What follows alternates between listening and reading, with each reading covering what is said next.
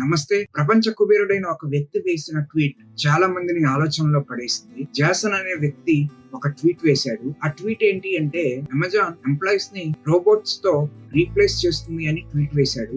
దానికి Elon Musk reply ఇస్తూ, artificial intelligence and robots will replace all jobs. Working will be optional, like growing your own vegetables instead of buying them from store అని tweet వేశారు. Elon Musk ఉద్దేశం ఏంటి అంటే, future ఎలా ఉంటుంది అంటే, ఆర్టిఫిషియల్ ఇంటెలిజెన్స్ అండ్ రోబోట్స్ అన్ని human related works చేస్తాయి.